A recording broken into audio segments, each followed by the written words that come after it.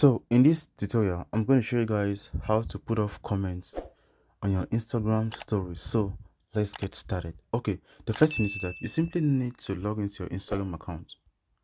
Once you're there, you click on your story. That's it. After that, you click on this three dot.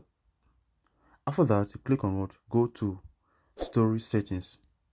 So once you're here, you can now choose who to reply to comment on your Instagram story. You can see everybody, only your followers, or if you want to turn it off, you simply click on what's off. After that, you go back.